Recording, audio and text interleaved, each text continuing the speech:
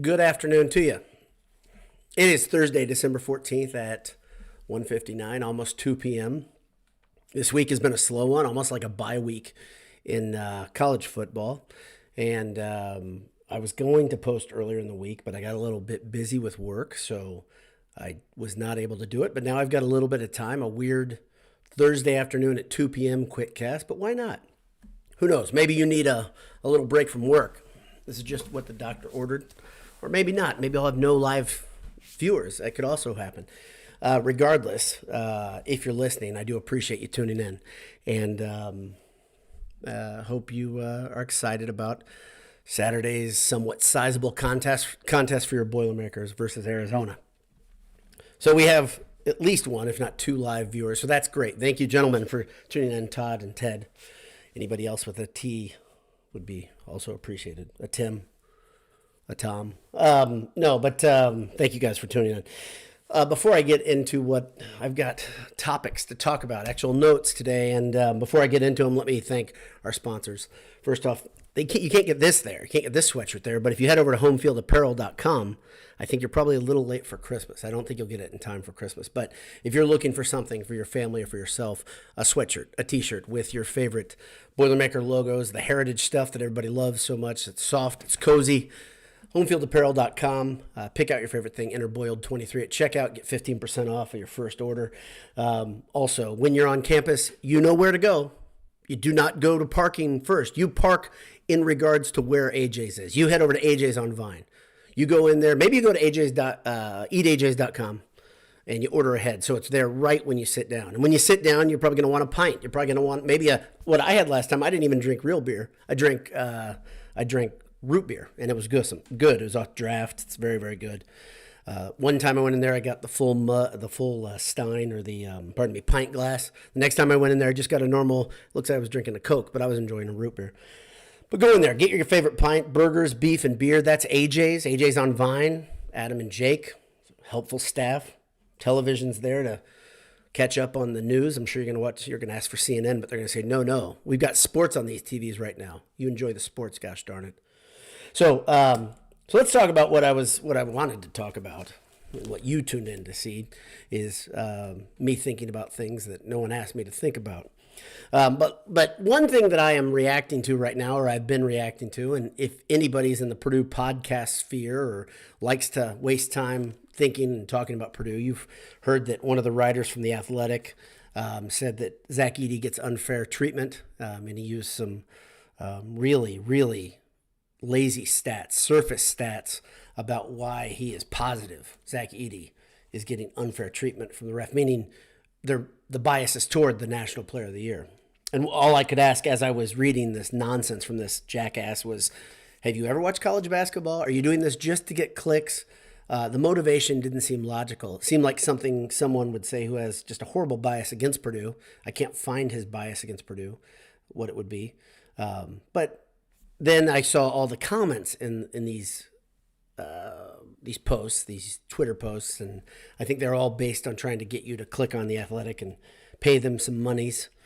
I did not do either. I did not click on the bait. I did not go and become an Athletic subscriber.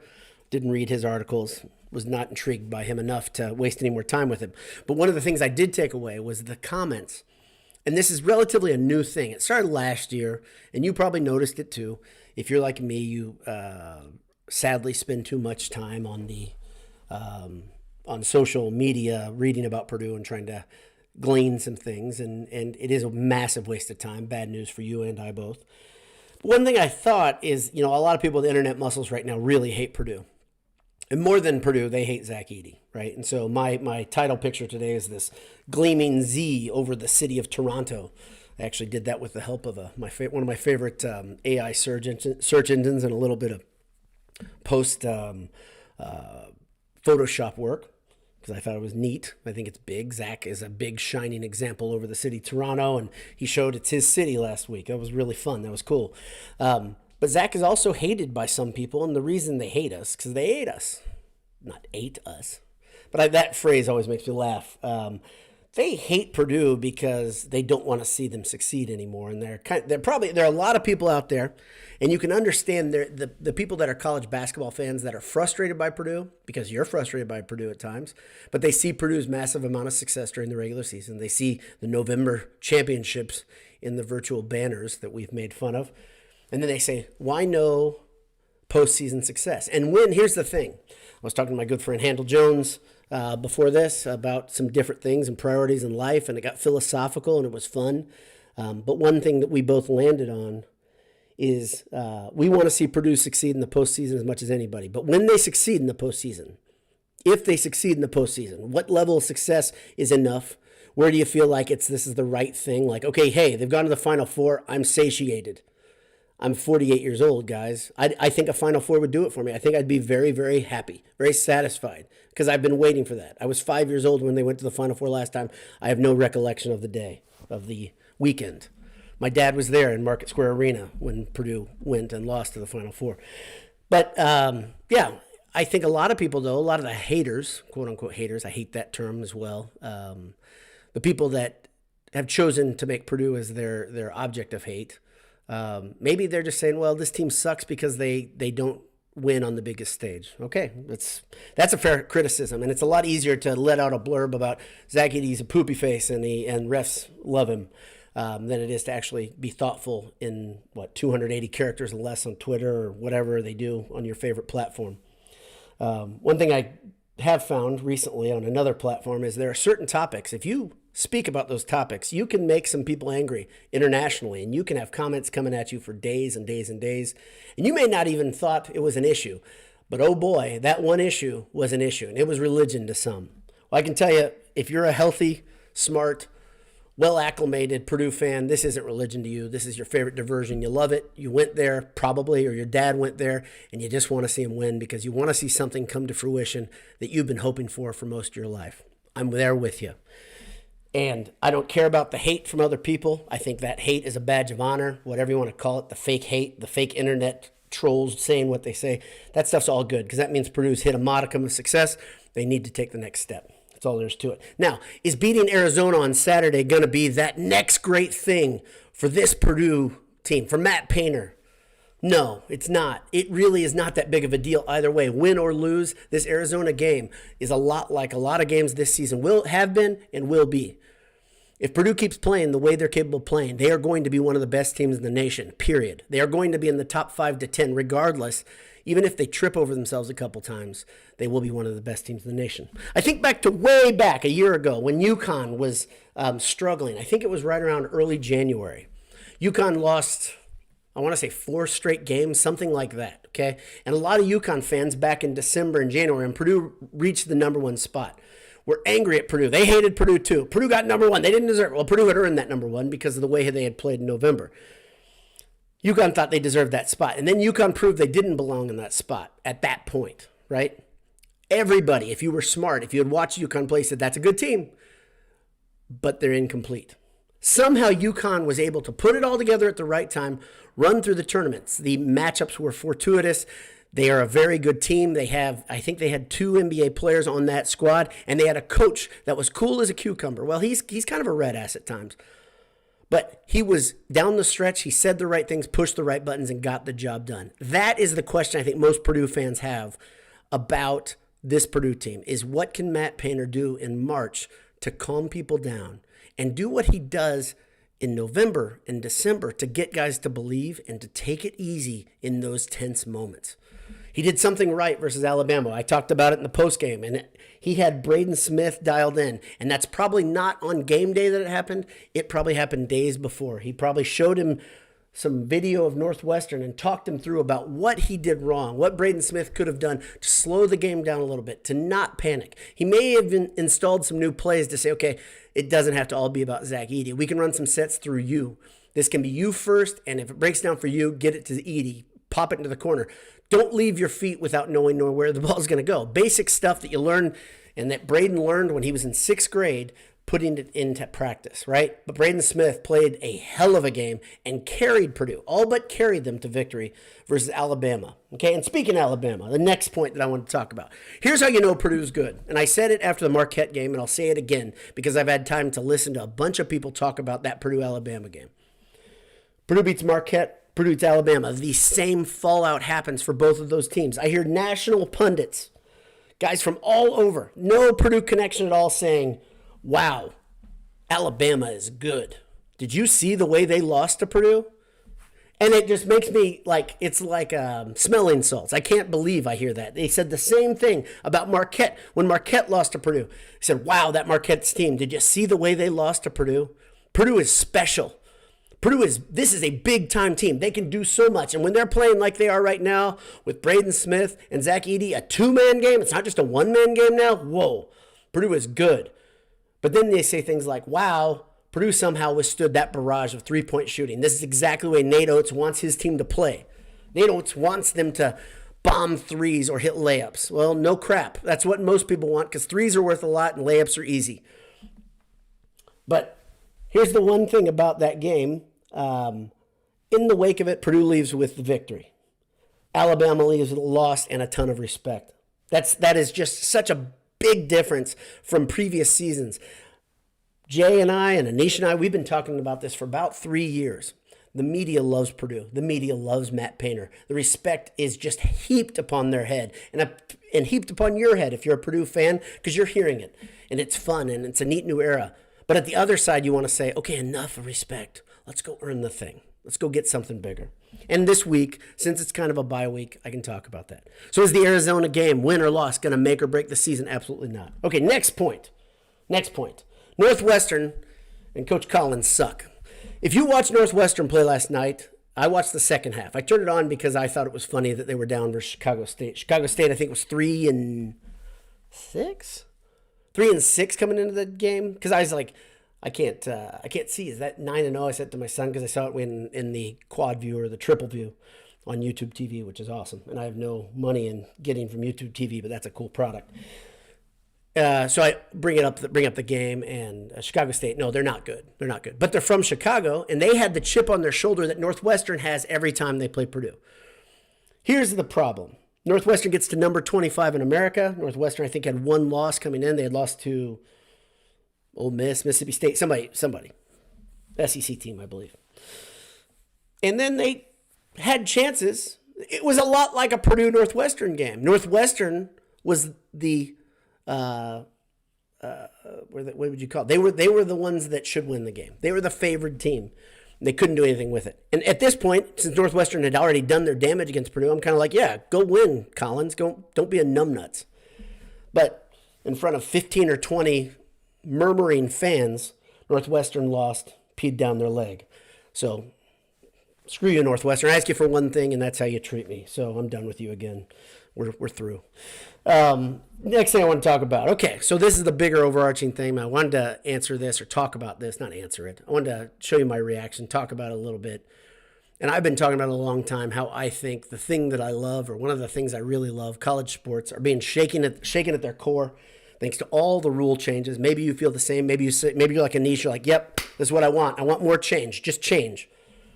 I've never wanted change for the sake of change, and I've never been afraid of change, honestly. In my real life, personal life, and important things, that's how I handle things. But if there's something I really care about, I struggle with major change because I don't want to break up something that I love, okay? Saying that I love college sports is a bit much, but I really, really like them. I'm really fond of them, and I really, really like wasting my time with Purdue sports. Obviously, I've been doing this a long time. If you don't know this, I've been doing this for 17 and a half years, podcasting in some way, blogging, back when that was the term that was being used, right? I really like doing this. I don't get paid anything to do this, but it's fun. And so when the things started shaking with different rule changes, I was like, okay, this isn't good. And sure enough, this hasn't been good. And one of the big things is, like, you saw Deion Burks found greener pastures. He's going to Oklahoma. He's going to play where there is no quarterback right now. Their quarterback went to Oregon, or I think Oregon. I don't know. It doesn't really matter, does it? My brother has taken up a policy, a smart policy, and I took up a similar policy years ago because of my frustration with recruiting, that I was not going to get too tuned into recruiting until guys signed. And then I would celebrate, these guys are Boilermakers now. This is exciting now. They are part of the program. They're part of the family, whatever you want to call it. But now my brother's like, you know what? I'm just going to come in on Saturdays because he's both a season ticket holder for football and basketball. He said, I'm just going to come in during the season, get to know these guys, enjoy them, maybe dig in at that point, listen to interviews, enjoy their personalities, and be like, okay, this is cool. This guy's pretty cool. I like this guy. He's pretty Boilermaker. He's wearing black and gold. I can dig that. It gets really harder than it's ever been to really keep up with these guys in the off season. And it's even harder for me, someone who does this as a hobby, a very, very intensive hobby that takes a lot of time. I still can't remember guys' names, especially in football. I could not remember some guys' names. Part of that's me being old, and I don't have a brain as good as yours. But part of it is I didn't study in the offseason because I couldn't. These moving parts are crazy. And so Deion Burks, who was a featured part of the offense, is gone. He's not a Boilermaker anymore. And now the NCAA says they're going to give an extension on the transfer exemption. So the NCAA backs down again because their rules don't make any sense, and they've never had good structure, and they've never had thoughtfulness when they create new things. This is not new, and they've never had consistency in enforcing rules. They've never had it, not in my life, and this continues. So now they're extending that again. So now you can have a second transfer without penalty. One of the things that I think a lot of college sports fans found solace in was, okay, he's already had his transfer. Our Hudson Card, he's here now. That's our guy. And you hope Hudson likes it at Purdue, because I like Hudson Card. I think he has big upside. A lot of you disagree. You don't think he's the guy. I like Hudson Card. Jay loves Hudson Card. I see there's a good reason to say, yeah, he's got 2 more years of eligibility. Hopefully he ends his career at Purdue and he leads them to a lot of wins and we get to have some fun on Saturdays. But Hudson Card could now transfer, theoretically. And I don't know what his NIL deal was. I do know he drives a big fancy truck. I've seen it with my own eyes. I've seen him get into it. That's great. I have no problem. I do not disparage Deion Burks or Hudson Card or any of the athletes going to get the money. But I will say it is the converse of that, the specialness of a guy like Gus Hartwig staying when the guy to his left, or the guy who took his spot, leaves to go to Maryland. That's noteworthy to me because Gus Hartwig decided to stay. It was worth it to stay. Maybe it was the education. Maybe it's the fact that he likes the colors black and gold. Maybe it's because his parents are a certain way. I've met them. They're nice people. Who knows? Whatever it is, that's the thing we should celebrate, is the guys and the girls that decide to stay at Purdue because they really want to be there. Every college athlete thinks there is greener grass on the other side of the fence right now. Every single one of them. The question is, does somebody talk around and say, hey, you've got a pretty good deal. People, really need you there. The coaches like you. You have a special role. You may get an NIL deal over there, or you may be able to wear the colors of Alabama or whoever. Pick a college team that you like.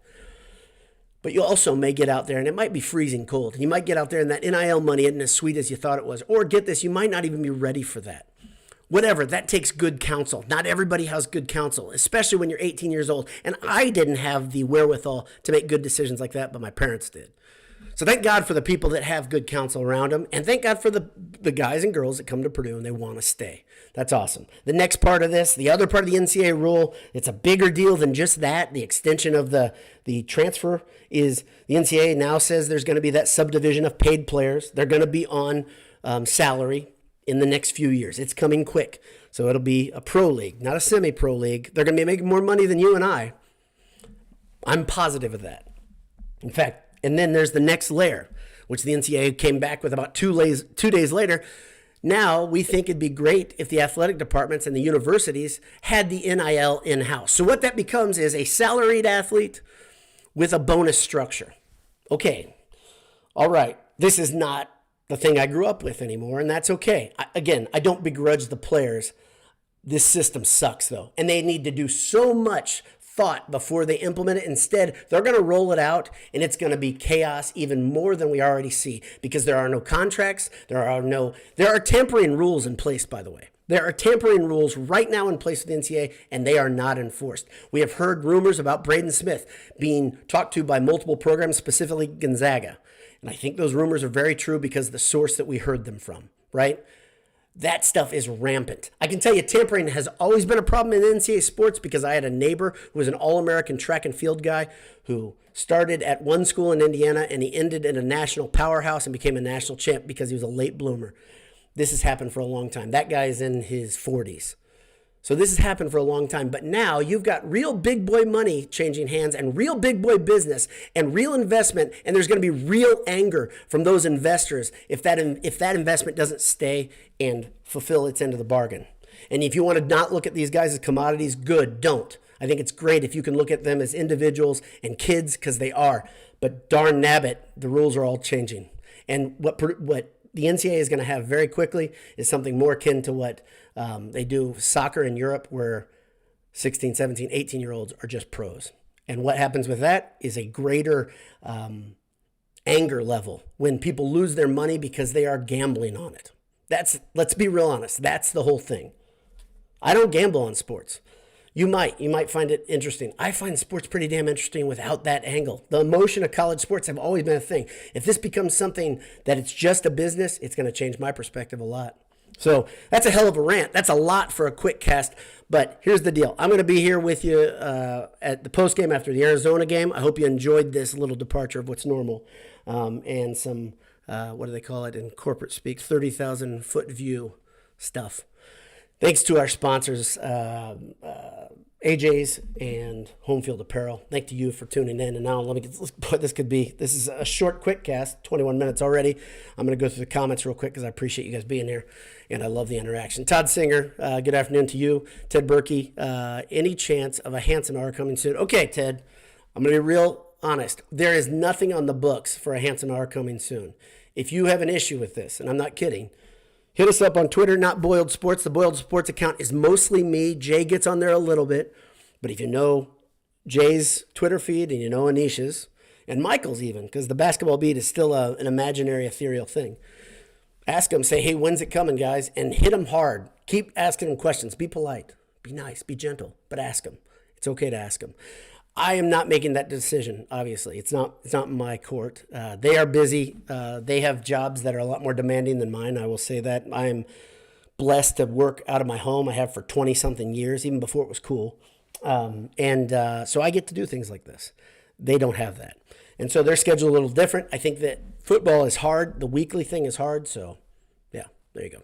It's a long answer, but hit them up on Twitter. I think it's the best way to communicate. I know they do hear it, even if they don't respond. I think they are very good about responding.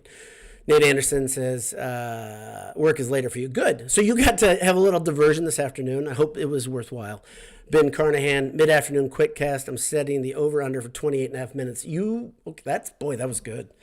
I'm not going to bet, but I'm sure there are people that have thrown down their $5 on the table for this.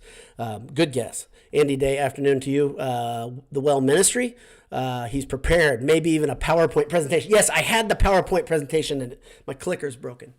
Very funny. Travis Brandon says, this is quite a surprise. I hope it was a good surprise to you.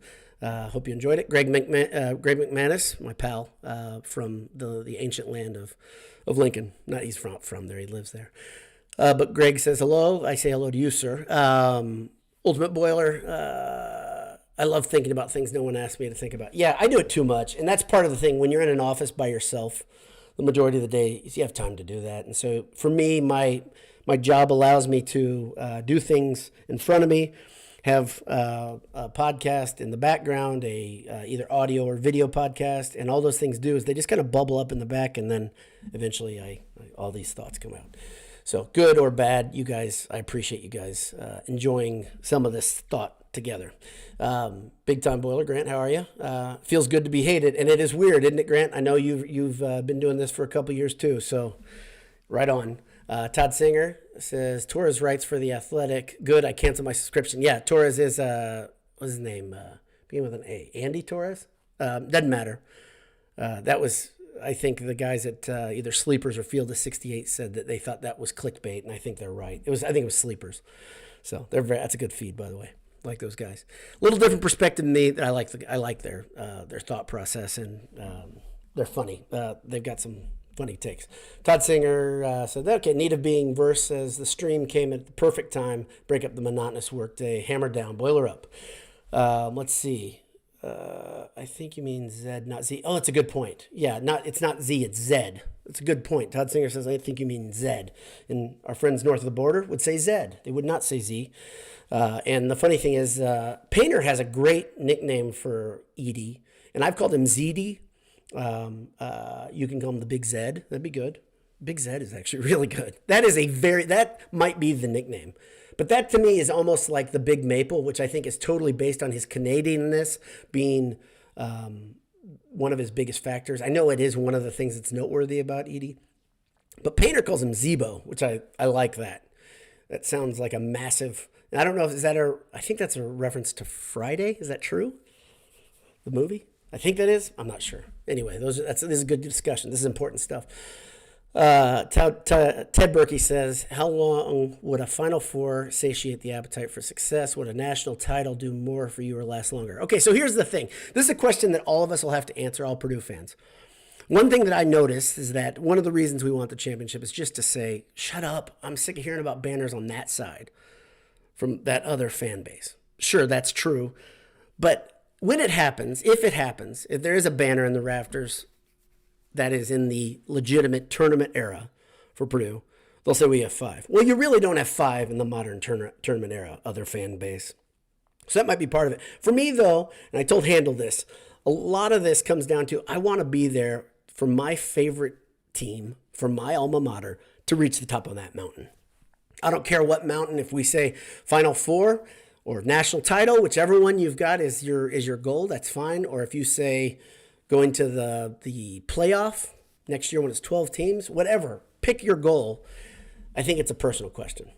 I think a Final Four would probably scratch that itch for me. I'll be real honest. I've never thought a national title was even an option until seeing this team be this good. My expectations rose with the rankings, with Purdue beating powerhouses and blue bloods the last couple of years.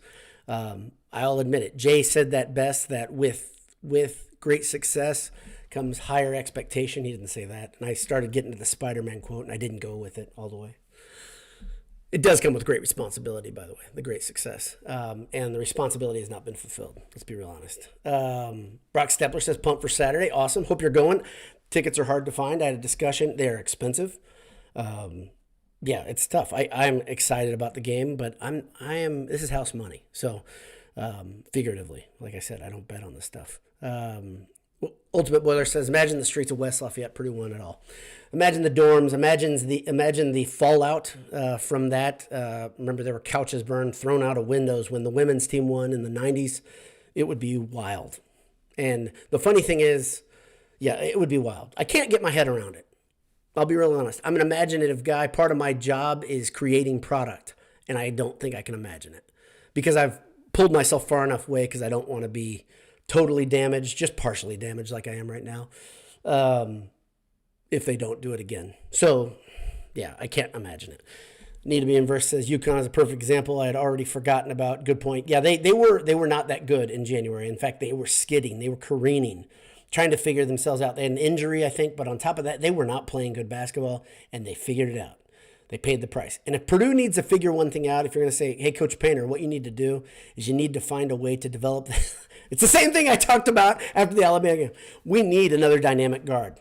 And I don't know if you just pay the price and you take your lumps and you say, okay, Miles, Cam, you guys are going to play more minutes. Full stop. Because that's the answer. I'm not saying to disparage anybody else, but Purdue needs another dynamic guard because other teams are guard-based. This is modern college basketball. That is the big story. Teams are based on 6'6", 6'7" guys. Some of those 6'6", 6'7" guys can handle and move real quick. Some of those guys are bangers, but generally the Ohio State model for the last couple of years, the way they built their lineup is pretty typical. Interchangeable parts is another buzzword you hear a lot, right? Purdue is not interchangeable parts. Zach Edey's not bringing the ball up anytime, and Braden Smith is not playing with his back to the basket. Purdue does not play that offense. Purdue's planning, their play running is a completely different model. But you have to play those teams, so you have to have somebody to answer. Let's see. Greg McManus, moral victory kingmakers. Yeah, isn't that awesome? Man. Let's see. Jason Davenport says, every loss is a referendum. Yep. It's one of the best quotes Anish has ever had. Anish is a very smart person, but that's the best. It's an incredible thing. We don't believe that. We don't say every loss is a referendum. We don't, and every win is worthless. We don't say that. We don't say that around here, but many people just outside here within the Purdue family say that exactly. It's a great quote. Greg Manis says 335 in Kim Palm last night. I'm sure that's a reference to Chicago State. That's embarrassing, Northwestern. That's like losing to Fairleigh Dickinson. God, sorry. At least Purdue didn't do it on a big stage. See, if I don't say the joke, when you're 5'4", someone's going to make fun of your height. Okay, so you get better at making the joke before they can even say it. So we've all already thought that joke. So I'm just going to get it out of the way. Anita Brian-Verse says Northwestern lost in front of 6 of their fans. Look at all the fan wearing purple. Look at all the passionate fan. All those rich kid praying or doing whatever they were doing that they would find a way to beat Purdue just, 10 days ago, a week and a half ago, 2 weeks ago. They weren't there. And I know the students are gone because it's break, but I also know there was nobody there. You can't tell me there aren't alums that aren't excited by the fact Northwestern's ranked. How many times have they been ranked in the history of the program? Not many. They had some weird stat about the last time they won as a ranked team. I think it was in the 60s, something like that, if I remember correctly. I think that's right. I'm probably wrong. Okay, Ron Gable, my pal, says Northwestern fans don't know who to root for when they aren't wearing old. Yeah, this is a good point. Aren't wearing old, gold, and black. That's a very good point. Their favorite colors are old, gold, and black. And if there aren't 2 teams in old, gold, and black in the arena, they have no idea what to do. The Purdue thing, having an old, gold, and black team versus an old, gold, and black team, that's like double the rooting. That's fun for them. Good point, Ron. Thank you. Ted Berkey, gold and black team, had a hard time remembering who was on the team. Yeah, so they were double cheering. That's a follow-up. Good stuff. Nate Anderson said Hudson grew up in rich part of Austin. Okay, so yeah, I thought that he came from a little more money. I don't like to assume anybody's upbringing or how that affects them, but I don't think he's a kid that needs a lot. I think if you're a person that really believes this is going to help your family, like I said, I do not disparage the kids going and making money at all. But what I would say, and I would think this would be almost like an employment deal, let's say you're making $30,000. Let's put this in money that makes sense to everybody. Everybody's had a bad job that you made $30,000, $35,000. Maybe you've made less at one point or another. But you went to your boss and you said, hey, I have an opportunity to make 60 to double my salary. And the boss can be real honest and say, okay, get out. You already interviewed. It's done. Go take the job. Or the boss can say, let me see what I can do. There's a lot of things to do. And I know a lot of kids, again, it comes down to the council. But jumping ship all the time, gosh, it gets old. It just gets old. And I want these guys to be Purdue players forever. I was heartbroken when David Bell only got three years in a Purdue uniform. I was heartbroken when Rondell Moore couldn't play because of injury and he left. George Karlaftis. Again, that's the thing. All these careers, to me, you come in, you're like, we get 4 years with them. No, you don't. No, you don't. So, yeah. Anyway, Greg Manis says, Matt Rule said the quiet part out loud 2 weeks ago. I need $1 million for a portal QB, and it sounds like he's got it. There are rumors going around, right? I don't know if it's a done deal yet, that he's getting Kyle McCord from Ohio State, and he's getting a wide receiver from Georgia. I mean, wild. Matt Rule did what Ryan Day did a couple years ago. I think Ryan Day said 2 years ago, not last summer, summer before, he needed $47 million or $42 million, something. It was a very specific number to keep the program playing at the high level and compete in the NIL. Very, very specific. And they're not saying the quiet part loud. They're saying the part they want to be heard by the boosters loud. Now, Greg and other rich Purdue fans, not me, you guys better dig in deep because there's here's the thing. The priority about who should stay, by the way, I think we're on the over. Yeah, we're at the over. Sorry, bad news. You probably picked the over if you're smart. We're at 33 minutes. There are going to be, I don't have a problem with the idea of Zach Edey getting paid because Zach Edey earned the money. Okay? So to me, this is the practicality of me. If these rules exist and this is the way it's going to be, I want a guy that he's actually done something to earn it. Now, the guy who has not earned it, meaning hasn't done a whole bunch, and I'm not going to name any names right now, and they say, I can go and do this. Fine, go do it. I don't think you're going to get it here. And that might be what's told by Purdue's NIL collective. We can't pay that. Your market value, we don't see it as that. A lot of logic in the Purdue fan base, and I love them for it, and don't like us for it at times. I gotta say us there. So let's see, Dan. That echoes my feelings on sports betting perfectly. I like sports already. I don't need to put money on them. I feel way too much passion about this stuff to begin with. Even when it's not Purdue, if it's an interesting game, I can literally be yelling at the screen about what's happening. Northwestern and Chicago State, I cared a lot. I was like, okay. And the funny thing is, I wanted Northwestern to win before because I was like, okay, this is good for Purdue. Purdue doesn't need anything for their resume. The resume's set. I was just gonna say, screw you, Chris Collins. Gosh darn it. But it was funny to watch. Chicago State just kept making plays. And guess what happened at the end? Northwestern stopped making plays. That's the crazy thing. Boo Buie could not make it happen. And Barry missed multiple shots. The two guys that were absolute daggers in Purdue's heart this year and last year, I believe. I think they both did it. You also had Adige beat up Purdue last year. But Barry and Barry, they missed shots down the stretch, which they didn't versus Purdue. The Well Ministry says, even with the faculty upgrades, the Big Ten money, I don't see how Purdue can compete in the new landscape. Okay, now so let's. This is a good point, but I want every Purdue fan to be introspective at some point. Did you think, not you specifically, Well Ministry, but did you think that Purdue was really competing with Ohio State ever? And the reason I say this is Ohio State has always had a different set of priorities and a much broader net. Their fan base is big, and these are people that spend money much differently than you and I generally. They don't just buy season tickets. They throw down $1,000 to be in whatever the Buckeye equivalent for John Purdue Club is. It's the highest priority in life for them. This is not the highest priority in life for me. It is not even close. It is a high priority, and I love Purdue sports. This is not my highest priority. And I got bad news for you. If you're expecting that from me, you haven't been paying attention for a long time. But I don't come out very often and say something that pointed, but I will say that. This is not the highest priority for me. You're not going to compete on a place that has Subway alums, meaning people that aren't alums. They just say win. Win at all costs, and I'll be back next year, and I'll put more money into the hopper. Just win. Purdue doesn't think that way, and I hope Purdue never thinks that way. And if that means you got to downgrade the program and not be in that paid subdivision, fine, so be it. Maybe you got to try it for a year or two, see if you can make things work. I do not want Purdue to sell its soul for that. I do not want Purdue to be saying every 15 minutes asking Greg McManus for $1 million to get a quarterback. I do not want it because Greg only has so much money and Jay only has so much money. Those power brokers in the Purdue family, there's only so many of them. Greg again says, it's all from NIL collectives, depends on how much each can raise. And this is what changes though, Greg. This is the shift. Right now, the NFL NIL collective is the thing that doles out the money. Drew Brees used to be head of it. Now it's a new guy, I believe. Can't remember his name. But the NCAA shift, the proposed change is the university will control the NIL collective. Now, this is where it gets interesting for Purdue because Purdue has a great leveler that many teams don't have, right? The Big Ten is now going to be 18 teams, I believe, after the most recent changes and expansions. Every team, every school, except for the ones that have an unusual deal for their buyout, will get $70 to $100 million.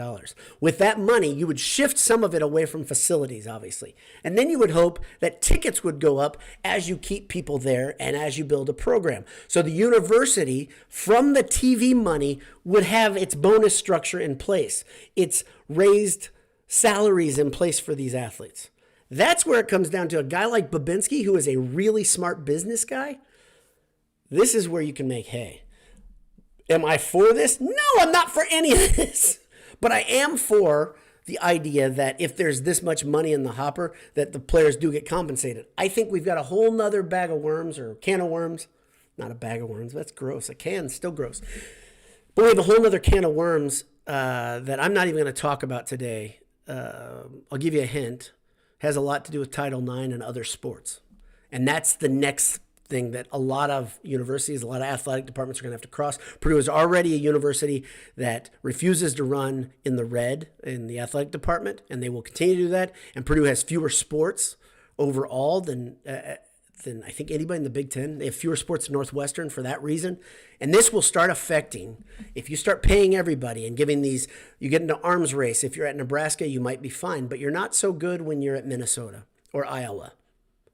It's going to become a harder thing. And then you're going to say, okay, which sport do we cut? Which sports do we cut? multiple sports? Does it become something that looks like it's just you've got a bunch of amateur sports that aren't under the NCAA or under the NCAA, and then you've got basketball and football all by themselves in this thing? I don't know. And does that, then again, Title IX, there has to be equal pay for women. There is no equal in football. There is no women's football league. And that's the whole thing that I look at. This, to me, opens the door wide open for Super League talk, and it makes it very easy that Super League becomes the subdivision, not even basketball and football. Basketball could stay where it is, and football just runs away. So we'll see. A lot of stuff can happen. Zachary Young said, a toast I made last year at Christmas was God, family, and Purdue basketball. To my family of IU and Indy fans. I'll drink to that. We need it to happen sometime, though. Last comment. Greg McManus says the fewest in the Big Ten. It was always a bummer for the club soccer guys, but we knew the lay of the land. Yeah, lacrosse is one of them. Did I say lacrosse or soccer? I meant lacrosse, and I know you coach lacrosse. But yeah, lacrosse is one of those sports. I wish Purdue had a varsity lacrosse team. I wish Purdue had a varsity hockey team because we're in hockey country. I like both those sports too. To me, it makes great sense, but they don't. They don't have the budget. They don't do it. So yeah, there's one more comment. Is there any return on investing in, say, 100 or 500 to $1 million? Is there any return on investing in, say, 500 to 500,000 to 1 million? I don't know exactly what you mean, Jimmy Johns. But the return of investment, if you're saying like individual player, if you pay them $500,000 versus $1 million, if it's done by a consortium of people, I think they can legitimize it. If you're a rich lawyer, say down in Miami, and you pay a guy to come to Miami, pay him, say, $800,000 plus a nice apartment and a car, how much success do you need to make it feel like it was enough? Even if you have a shell company that's a sham and you're hiding money from the IRS for one reason or another. I don't know the answer to those questions because I don't deal in those circles. So this is the whole thing. And I pray Purdue doesn't get into that garbage, that squalor. So I don't think I answered any of your questions. I'm sorry. But that's it. 41 minutes, 29 seconds, just like you guessed, the over-under. Went really well, went smoothly, and it was a lot of fun, more importantly than anything. So Jimmy John says, I know it's tax deductible, but I'm sorry, and part of my screen's blocked, and I apologize. There's something. What do us lowly alums get? You get the joy. You get the joy of going to the game on Saturday and saying, I had a little part of this, right? I think that's it. I'm not kidding. By the way, if you give to John Purdue Club, that's kind of the whole thing. You're giving to a scholarship athlete so they can come to Purdue and they can stay there. That was the old model, right? And that's good. That's good. And you could say, you know what? I feel like I'm part of this. If you paid tuition to Purdue, you can say, I feel like I'm part of this. If you lived on campus, you can say, yeah, I feel like I'm part of this. If you're a season ticket holder, yeah, I feel like I'm part of this. If you just tune in at home, you're like, man, I put in a lot of time in this. I feel like I'm a part of this. It kind of comes to this is where it's all personal. For me, the whole thing is like, okay, my family loves Purdue sports. We go to games. We get season tickets in football. We get some basketball tickets. I've had season tickets, and it exhausted me. We go to games on the road sometimes, and the whole thing is, okay, yeah, I feel like this is my team. I can't get away from it, and you're probably like that if you're on this show in this crowd. You're probably the same as me. So the whole thing is like, what do you feel like giving?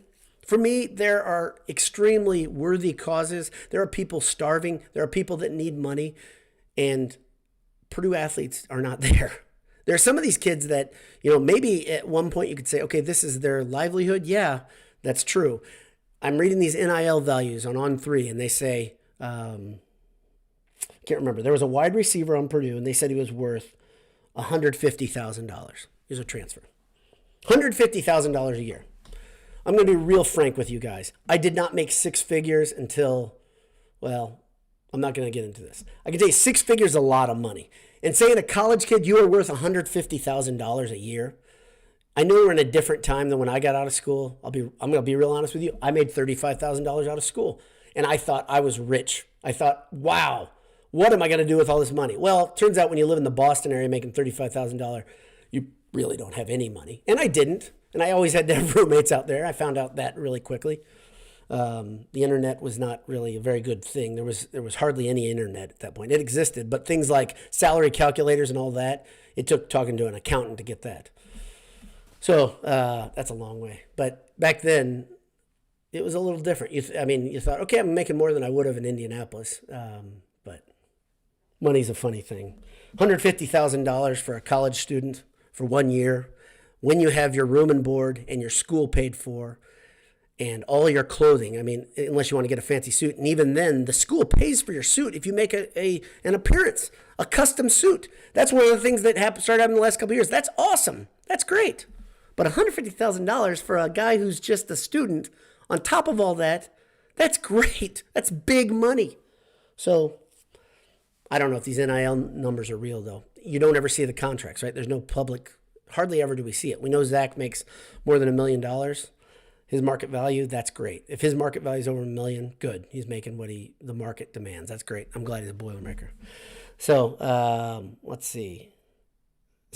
Jimmy John's thanks, Dad. Okay. Sorry. I'm sorry. I really don't know if I'm good at answering these questions sometimes. So, but thanks again, guys. Let's see. We're at 45 minutes. So you almost got a full Handsome Hour, by the way, with half the cast or a third of the cast of Handsome Hour, however you look at it. If you're an old schooler, Handsome Hour was 2 men. It was me and Jay. If you're a new school guy, it's me, Jay, and Anish. But generally, they're an hour and a half. And we stop because one of those guys gets tired and has to go to have their warm milk and go to bed because they're old men. Not me, though. I stay up late. But you got 45 minutes. Hope it scratched an itch for you. I do appreciate, again, the back and forth. I love it. I love this back and forth. And thanks for tuning in. Thanks for taking the time. Thanks to all my friends who I know and the friends that I'll eventually meet. We'll see you at a Purdue game. Hammer down. God bless you. Talk to you soon. Go Boilers. Beat Arizona.